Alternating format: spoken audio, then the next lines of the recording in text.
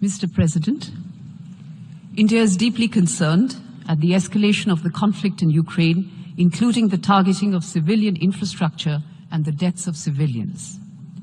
We have consistently advocated that no solution can ever be arrived at the cost of human lives. Escalation of hostilities and violence is in no one's interest. We have urged that all efforts be made for an immediate cessation of hostilities and an urgent return to the path of dialogue and diplomacy.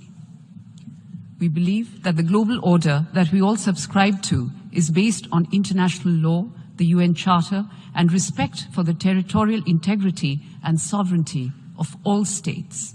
These principles must be upheld without exception. Dialogue is the only answer to settling differences and disputes, however daunting that may appear at this moment. The path to peace requires us to keep all channels of diplomacy open. We therefore sincerely hope for an early resumption of peace talks to bring about an immediate ceasefire and resolution of the conflict. India stands ready to support all such efforts aimed at de-escalation.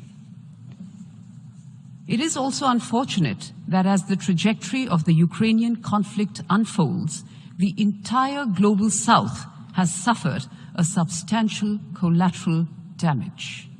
As developing countries face the brunt of the conflict's consequences on food, fuel, and fertilizer supplies, it is critical that the voice of the global South be heard and their legitimate concerns duly addressed. We must therefore not initiate measures that further complicate a struggling global economy. Mr. President, there are other pressing issues at play, some of which have not been adequately addressed in the resolution voted today. Our decision to abstain is consistent with our well-thought-out national position.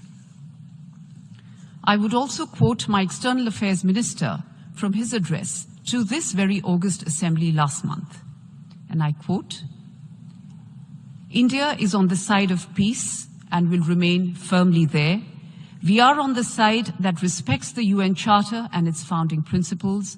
We are on the side that calls for dialogue and diplomacy as the only way out. We are on the side of those struggling to make ends meet, even as they stare at the escalating costs of food, of fertilizers, and of fuel. It is therefore in our collective interest to work constructively, both within the United Nations and outside, in finding an early resolution to this conflict." Unquote. Mr. President, my Prime Minister has said unequivocally that this cannot be an era of war. With this firm resolve to strive for a peaceful solution through dialogue and diplomacy, India has decided to abstain. Before I conclude, Mr. President, one final point. We have witnessed, unsurprisingly, yet again, an attempt by one delegation to misuse this forum and make frivolous and pointless remarks against my country. Such statements deserve our collective contempt and sympathy for a mindset which repeatedly utters falsehoods. It is important, however, to set the record straight. The entire territory of Jammu and Kashmir is and will always be an integral and inalienable part of India, irrespective of what the representative of Pakistan believes or covets. We call on Pakistan to stop cross-border terrorism so that our citizens can enjoy their right to life and liberty. Thank you.